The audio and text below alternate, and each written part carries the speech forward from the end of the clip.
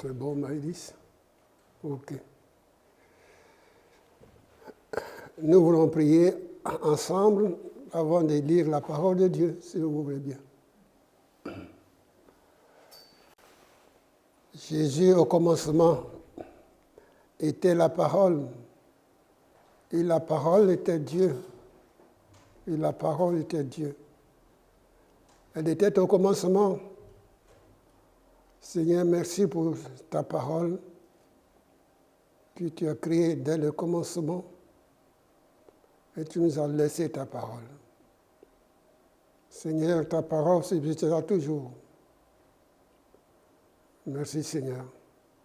Pour nous, ce matin qui entend cette parole, qui entend ta voix, qui veut t'obéir, qui veut faire comme toi tu l'as fait. Je loue ton nom et je te bénis. Mon Dieu, dans le nom de Jésus. Amen. Amen. Gloire à Dieu. Ensemble, nous voulons lire dans l'Ancien Testament.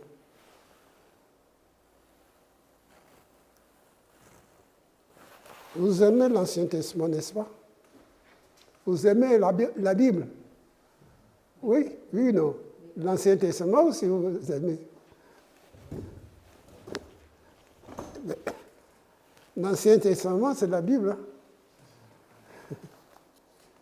Alors, nous voulons commencer par Genèse. Hein? Est-ce que notre frère, vous avez une Bible? Vous avez une Bible? Il y en a un. Il en a un?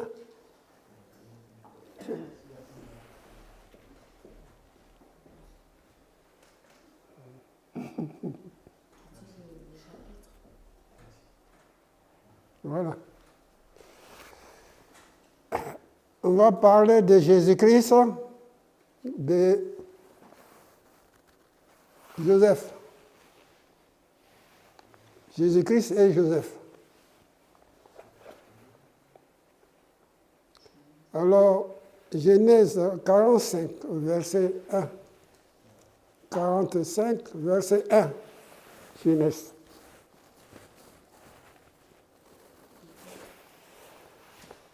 Genèse chapitre 45, verset 1. Est-ce que tout le monde m'attend là?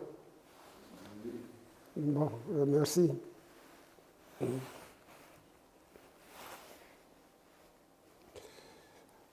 On lit ceci. Joseph ne pourrait plus se contenir devant tous ceux qui l'entendaient. Il criait, faites sortir tout le monde. Et il ne restera personne avec Joseph. Quand il fit connaître à ses frères, il s'éleva la voix en pleurant. Les Égyptiens entendirent, et la maison de Pharaon l'entendirent. Joseph dit à ses frères, je suis Joseph. Mon père vit-il encore? Mais ses frères ne pourraient plus répondre, car Joseph dit à ses frères, approchez-vous de moi. Et ils s'approchaient. Et il dit, je suis Joseph, votre frère que vous avez vendu pour être emmené en Égypte.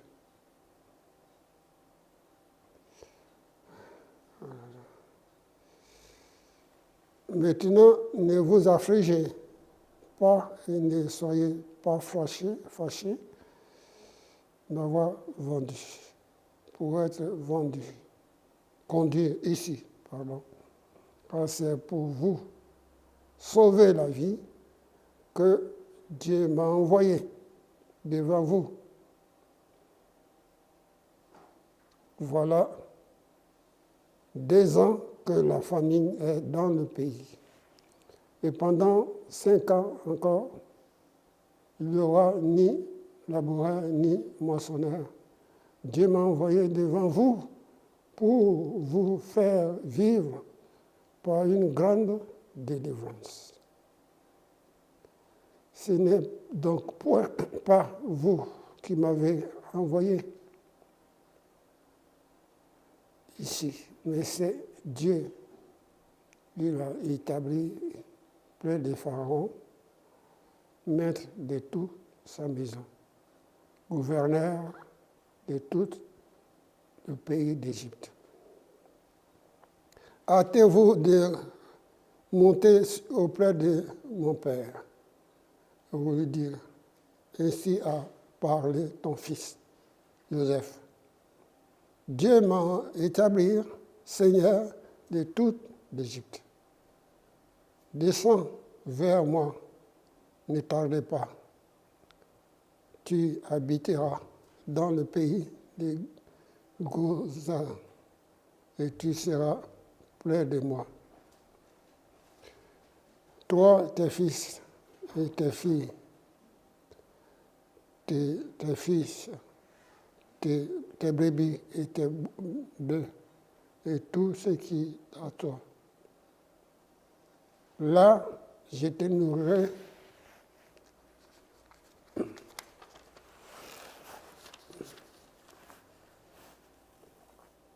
quand il y aura encore 5 années de famine. Ainsi, tu ne mourras point, toi et ta maison, et tout ce qui est à toi.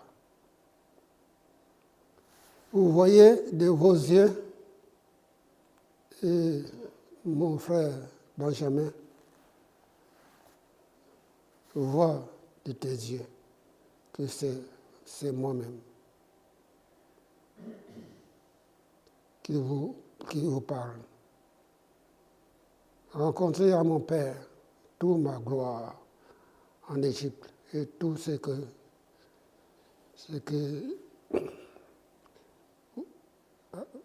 vous avez vu, et vos frères descendent ici, mon Père, en pleurant.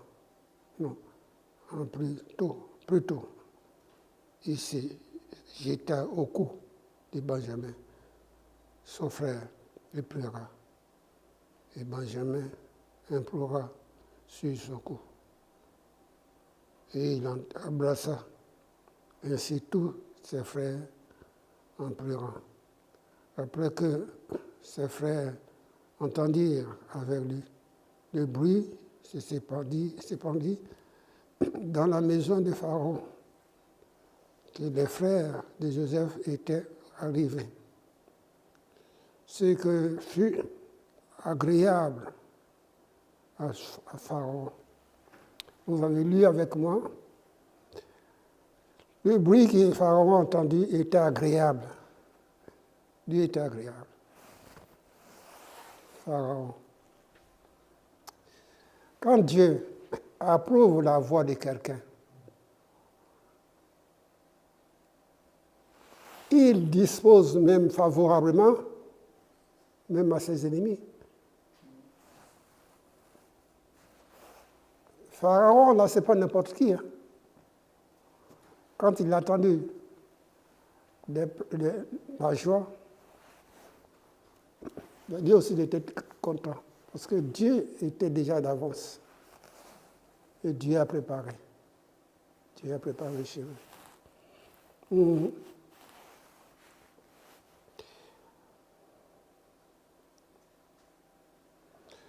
Le verset 17.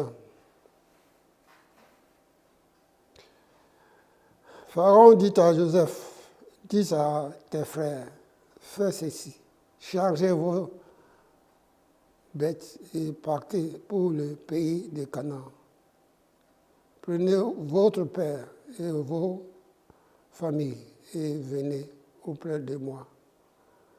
Je vous donnerai ce qui est de meilleur au pays d'Égypte et vous mangerez le gras du pays.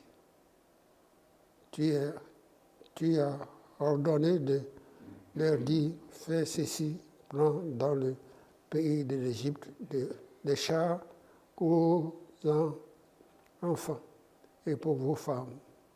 Amenez votre père et venez. Ne regrette point ce que vous désirez, car c'est ce qu'il y a de meilleur dans tout le pays de l'Égypte sera pour vous. Amen. Amen. Jésus-Christ est Seigneur. Louange à ton nom, Jésus, pour ta parole qui est la vérité. Amen. Dieu Tout-Puissant. Voilà la parole que nous avons lue, cette parole.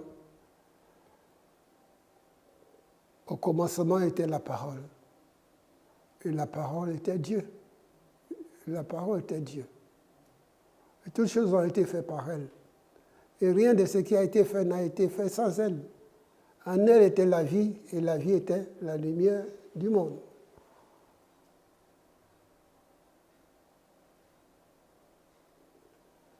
Vous savez que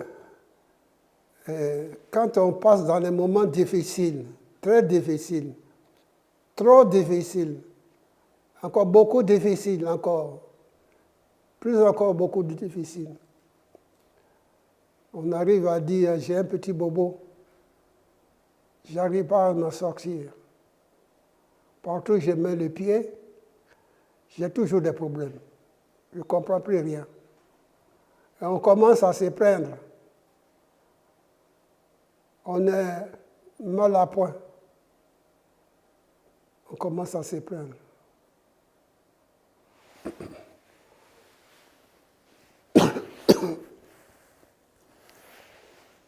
Quand vous allez approfondir avec la parole de Dieu,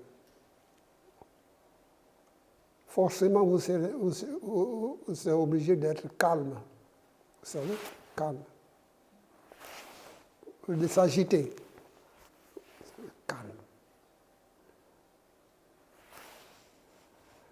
Parce que Jésus, dont je vous parlais, quand il y a eu la tempête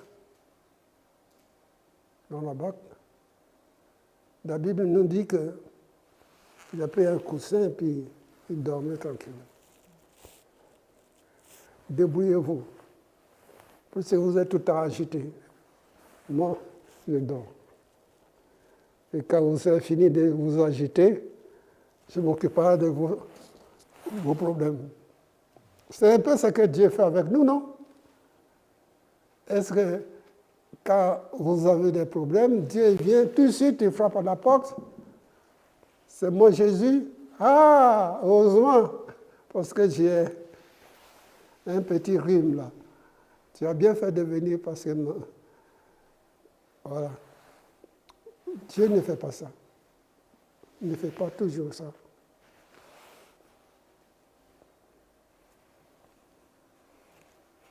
Tu es arrivé, tu es arrivé. C'est tout. Il ne va pas venir frapper la porte et dire, c'est moi. C'est moi le guérisseur. Non. Il va frapper la porte pour te dire, je suis l'amour. Comme on a chanté. Je suis l'amour. Dieu est amour. Dieu est amour. On va rester sur Joseph là.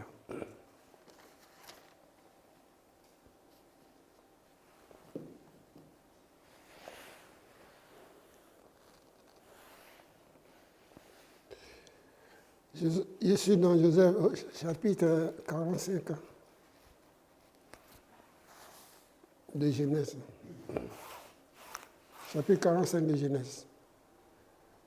Au verset 5. Maintenant, ne vous affligez pas et ne soyez pas fâchés.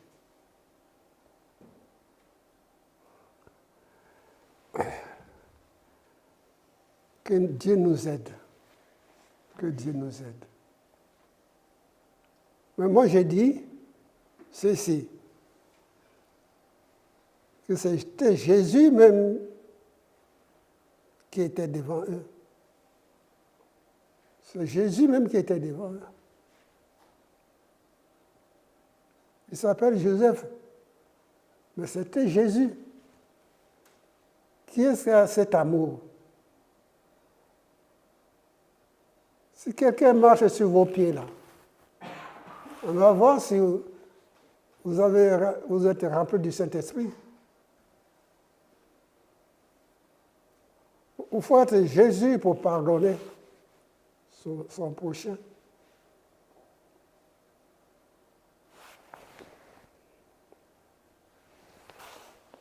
Quand je dis ceci que Joseph, on peut dire c'est Jésus, ces mots qu'il prononce, ces phrases, ces paroles qu'il dit, c'est Jésus.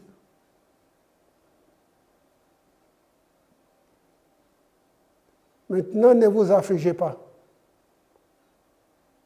Ne vous affligez pas. Mais ces frères qui étaient devant lui là, ce sont ces frères qui l'ont vendu. À un petit moment, ils l'ont l'acheteur, je crois que c'est Potiphar, il l'a pris et Joseph a été vendu, il était trouvé en prison.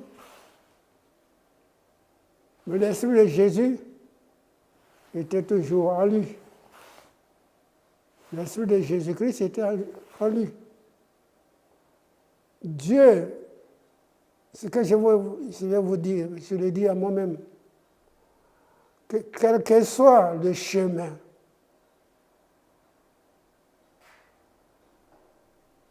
que tu poses la question, tu dis, mais comment ça se fait que j'ai ceci? Comment ça se fait que j'ai cela? Comment ça se fait que mes copains, mes amis ont toujours de belles voitures? Comment ça se fait qu'ils ont construit des maisons? Comment ça se fait qu'ils ont des femmes, ils sont mariés? Il y en a même qui ont des enfants. Comment ça se fait que je suis... Tu es ce que tu es. Tu poses trop de questions.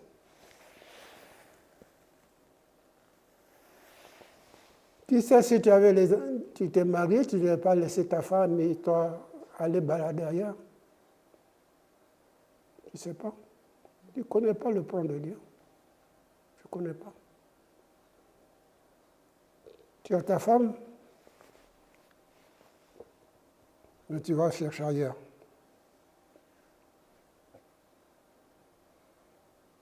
Mais avant, tu as dit à Dieu que tu voulais une femme, non? Et ça, ta femme ne savait pas. Tu ne lui as pas encore dit. Maintenant, tu as ta femme. Tu l'as. Dieu t'a exaucé. Elle est ta femme.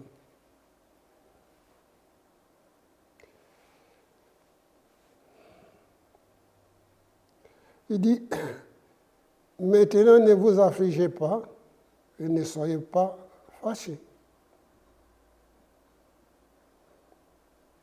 Quand je lis la Bible m'enseigne, la Bible dit ceci,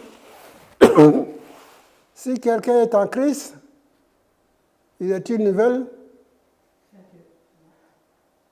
nouvelle créature. C'est ça que tu as dit. Oui.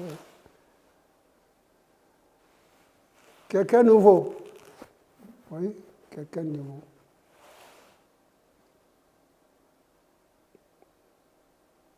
Les choses anciennes sont passées.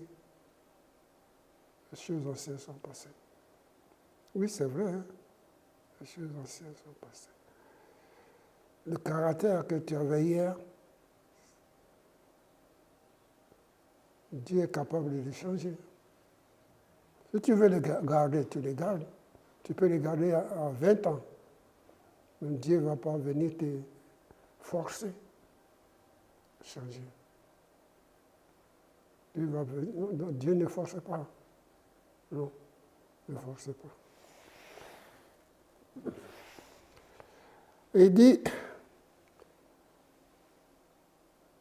ceci, maintenant ne vous affligez pas et ne soyez pas fâchés de m'avoir vendu pour être conduit ici. Car c'est pour vous sauver la vie. Vous comprenez ça? Vous savez que le diable fait une chose qui le trompe là. Est-ce que vous êtes convaincu? Le diable fait une œuvre qui le trompe. Regarde à la croix de Golgotha. Qu'est-ce qui s'est passé? Les soldats romains. Je peux parler parce que ce matin, ils ne sont pas là. Les soldats romains, ils criaient, crucifiez-le, crucifiez-le, crucifiez-le. Jésus n'a pas dit un mot. Parce que Jésus ne voulait pas dévoiler son plan. Le diable croyait qu'il a gagné le combat. Il s'est complètement mis le doigt dans l'œil.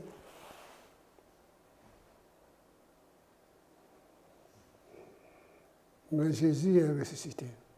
Amen. Jésus-Christ est ressuscité. Il est ressuscité.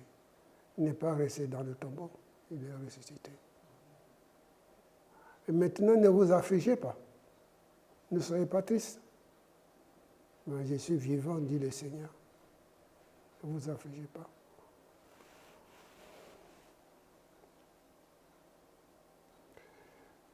La parole de Dieu dit ceci que c'est pour vous sauver la vie.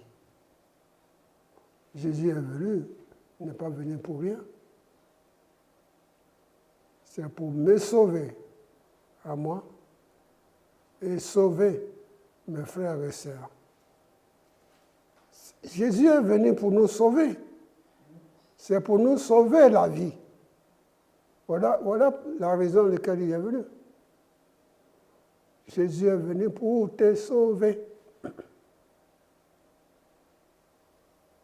Pourquoi tu t'affliges? Parce qu'il est vivant, Jésus-Christ.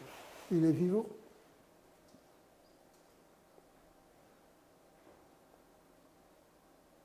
Dieu m'a envoyé devant vous. Parce qu'avant, vous connaissez ces paroles-là, avant de se mettre debout devant ses frères, il a passé des moments difficiles. Hein? Il a passé des moments durs.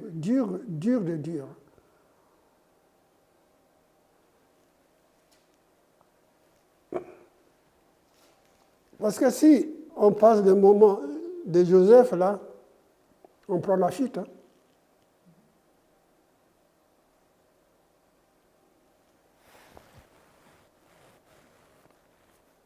Tu vois tes propres frères, yeux dans les yeux, qui te renient, qui ne te connaissent pas, et qui mentent sur ta tête. Ils vont trouver un animal là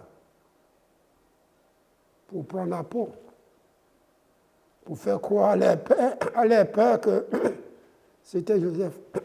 Vous voyez la scène là, ce qu'il a souffert là. Puis le père aussi. Ils l'ont menti.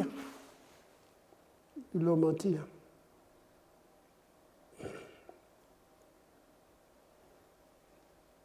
Le père aussi, ils l'ont menti. C'est pour ça que j'ai dit, c'est le cœur de Dieu. C'est le cœur de Dieu. C'est Dieu lui-même. Et il disait à ses frères, ceci, Dieu m'a envoyé, Dieu l'a envoyé pour une grande délivrance. En Égypte, même en prison, depuis la prison, il a vu cette vision-là. Il a vu la vision.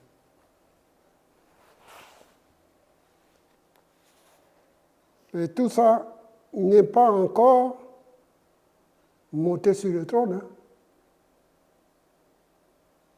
Il n'est pas encore monté sur le trône. Mais il a commencé, je dirais, il a commencé à aimer, partager les choses de Dieu. Partager ce que Dieu lui a donné, lui montrer. Partager en prison.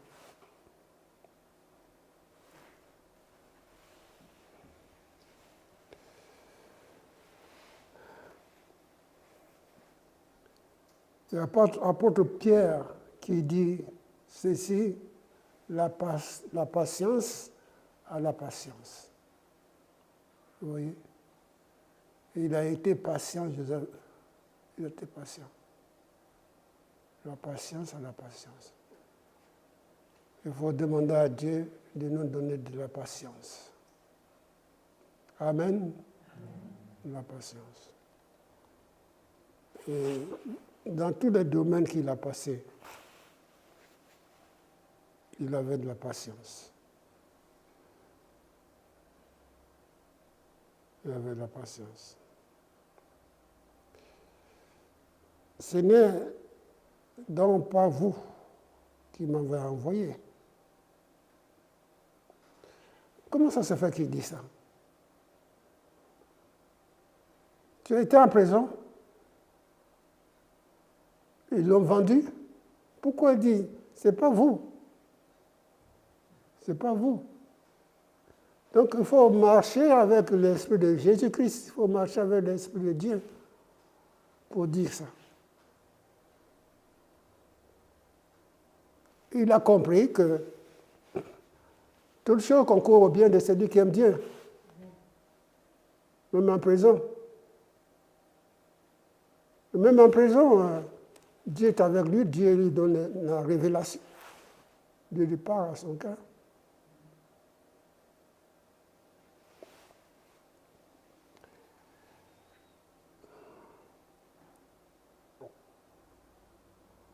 Et même là, encore, on va dire,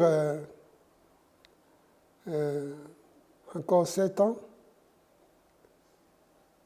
7 années, encore, il va dire, Dieu m'a envoyé devant vous pour vous faire subsister. Il faut toujours prêcher la parole de Dieu. Toujours, toujours. On peut vivre que lorsque on mange la parole de Dieu. Ce n'est pas moi qui dis, c'est Dieu qui parle par Joseph. Non, pardon, par Josué, chapitre 1. Mange cette parole. Joseph, il a appris bien des choses en prison avec Dieu.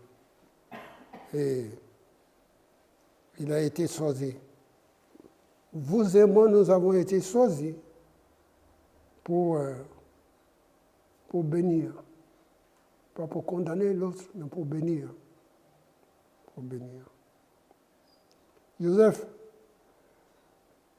malgré ses soucis et son tracas, Joseph gardait vraiment non seulement la force, mais gardait aussi l'amour de Dieu en lui. L'amour de Dieu s'est révélé lorsqu'il était encore en prison. L'amour de Dieu ne s'est pas révélé lorsqu'il était à la table. Non? dans la difficulté. Ce que je voulais dire, c'est qu'il faut que vous et moi, on soit attentifs. On soit attentifs. Parce que Dieu parle d'une façon, d'une manière, d'une autre. Et la Bible dit que personne ne prend garde.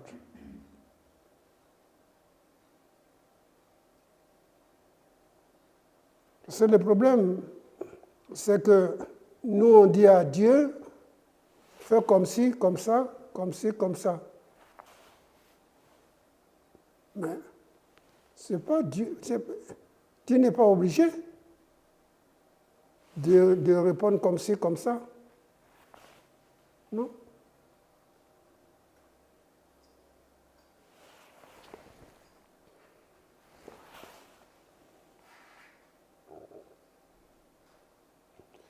Mais simplement, le Seigneur est venu dire que c'est pour vous sauver la vie. C'est pour vous sauver la vie que Jésus est venu dans ce monde, pour vous sauver la vie. Là, il dit par une grande délivrance.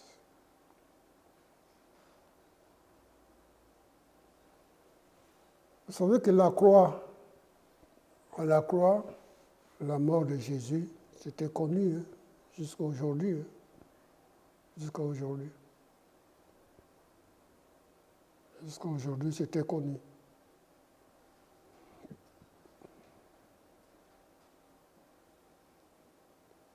Il dit, c'est pas vous qui m'avez.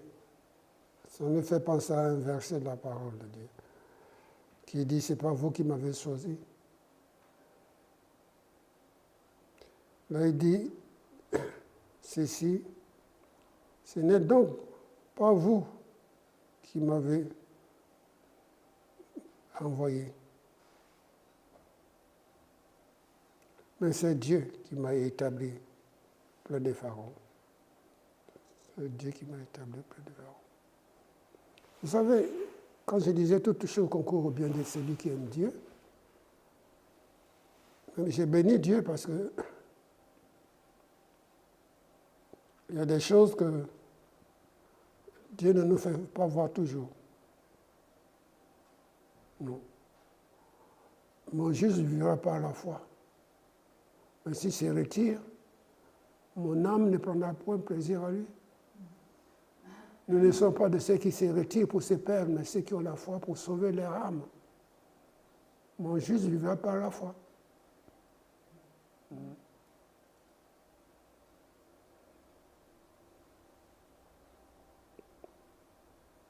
Vivre par la foi. Qu'est-ce que ça veut dire vivre par la foi?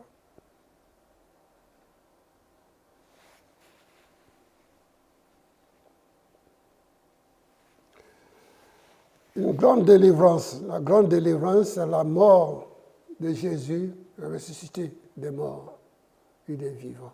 Amen. Amen. C'est ça la grande délivrance. La croix, tout est accompli. Les voiles déchirées. Nous sommes libres. Libérés, il m'a libéré. Il y a un chant qui dit comme ça. Jésus m'a libéré.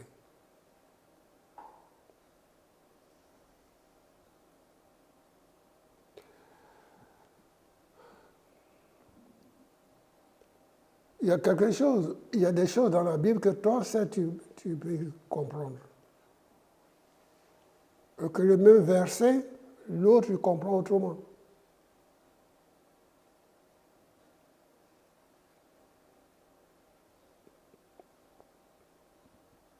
Par une grande délivrance.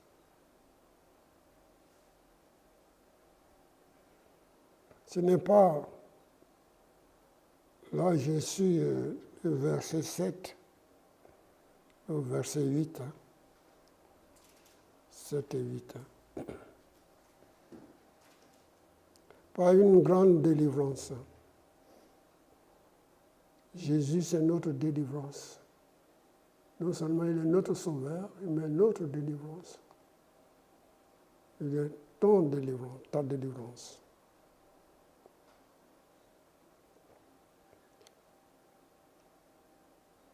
Et quelquefois, je m'assis,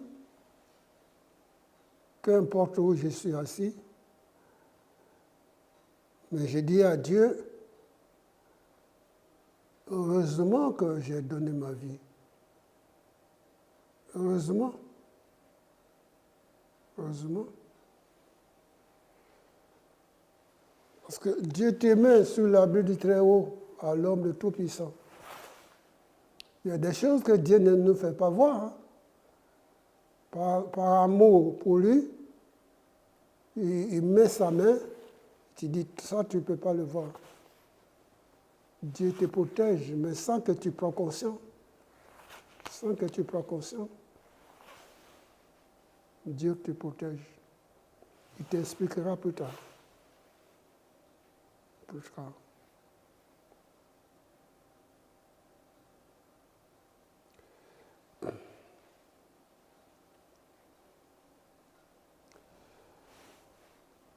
Le verset 8.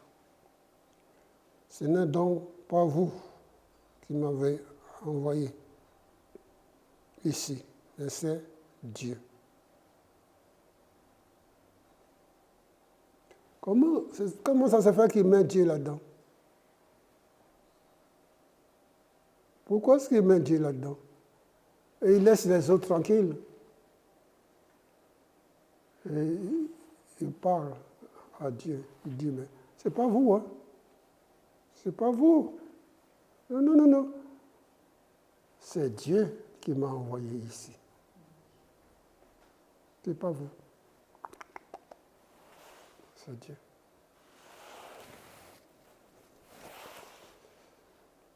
Ben, il ne s'est pas mis en colère. Il ne s'est pas fâché.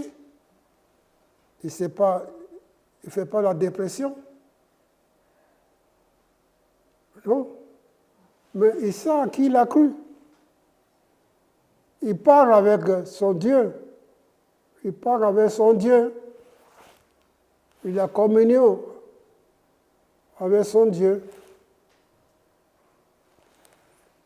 Il connaît le monde dans lequel il se trouve. Non, non, non, non, non, ce n'est pas vous qui m'avez envoyé ici. C'est Dieu qui m'a envoyé.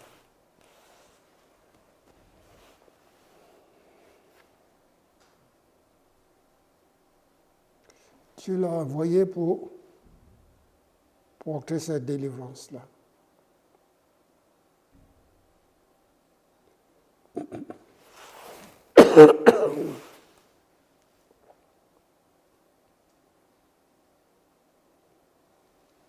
Voilà ce que nous disons. Ce n'est pas vous, donc, pas vous qui m'avez envoyé ici, mais c'est Dieu. Il m'a établi près de Pharaon.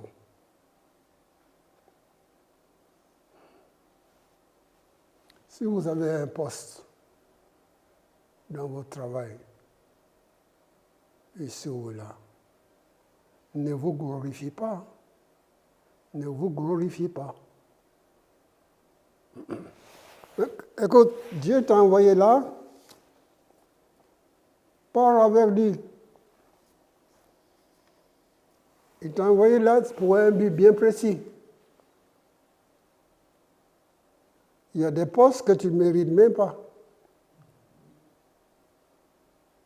Et que là, tu es assis là, tu t'étonnes, tu te dis, mais comment ça se fait que j'ai ce poste? Parce qu'il y a un témoignage. Dieu veut que tu témoignes de telle ou telle personne. Telle ou telle personne.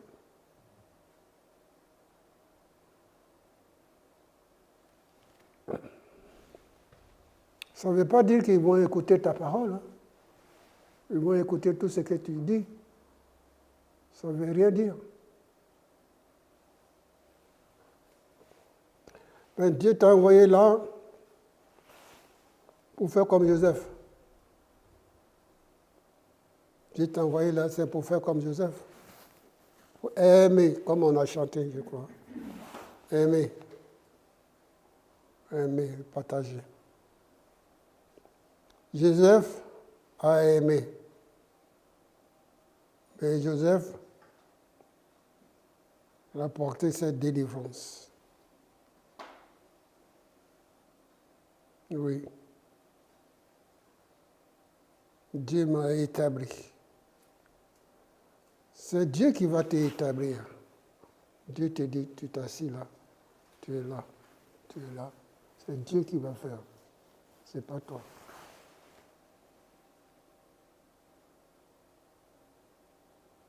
Il dit par une grande délivrance.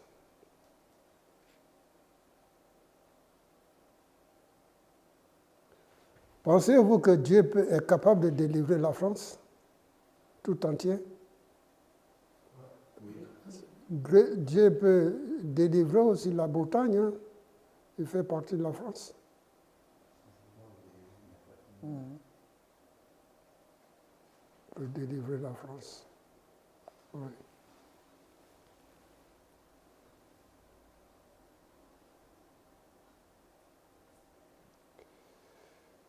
Oui, ce n'est donc pas vous qui m'avez envoyé ici, mais c'est Dieu qui m'a envoyé, m'a établi.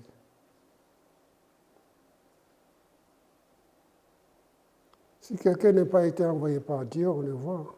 On connaît l'arbre à son fruit. L'arbre, on le connaît, le fruit qu'il porte.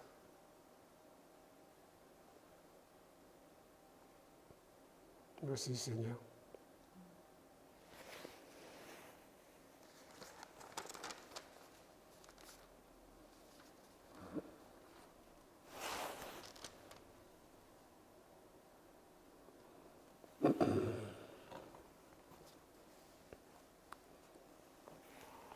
Vous ne regrettez pas d'avoir donné votre vie à Jésus? Non, je ne pensais pas. Si? Vous regrettez d'avoir donné votre vie à Jésus? Non? Ok.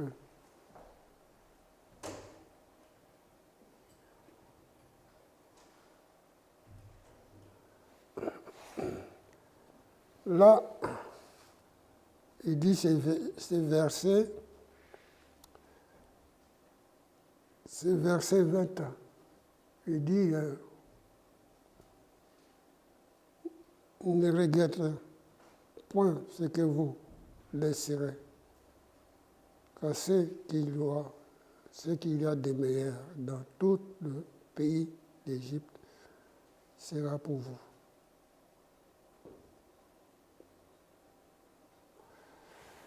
Ne regrette pas point ce que vous laisserez, car ce qu'il y a de meilleur dans tout le pays d'Égypte sera pour vous. Pourquoi? Parce que Jésus, c'est le meilleur des meilleurs. C'est le meilleur des meilleurs, Jésus. C'est le meilleur. Amen. C'est le meilleur des meilleurs. Alors, il ne faut pas regretter. Est-ce qu'il y en a encore parmi nous qui regrettent d'avoir donné leur vie à Jésus? Non? Je ne pense pas. Donc, les choses anciennes sont encore là, ne sont pas encore passées.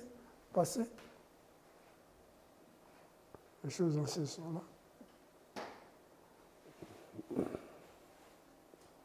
Il ne regrette pas, ne regrette point que vous laisserez. Quand vous conduisez, que vous regardez en arrière, c'est très dangereux. Non seulement dangereux pour vous, mais c'est aussi dangereux pour les passagers. Alors,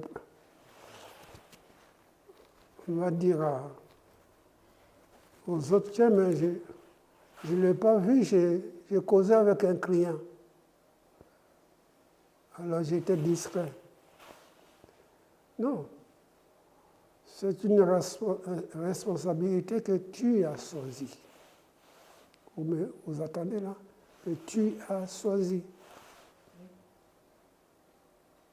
Donc tout ce monde sont sur ta responsabilité.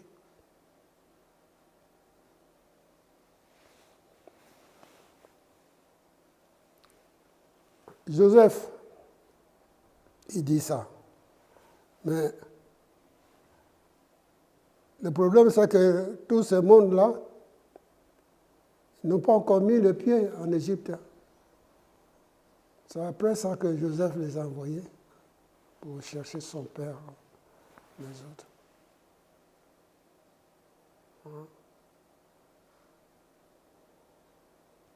C'est après qu'ils vont goûter ce que Dieu a promis. Pas Joseph, pas par quelqu'un d'autre. La délivrance est passée par Joseph.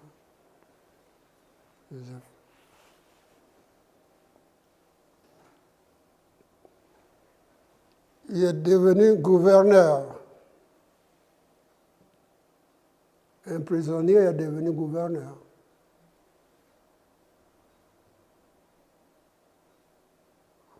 Au départ, personne ne s'occupait de lui. Ils ne savaient même pas. Ils sont devenus. Ils passent à côté de lui, sans faire le cas. Mais ils passent à côté du gouverneur.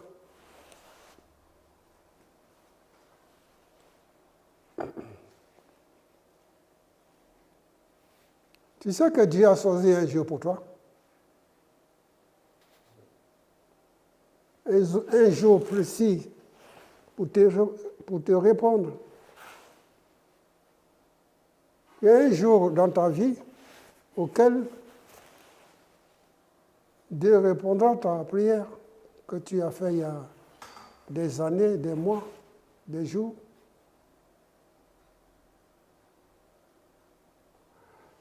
Ne regrettez pas, point, ce que vous laisserez.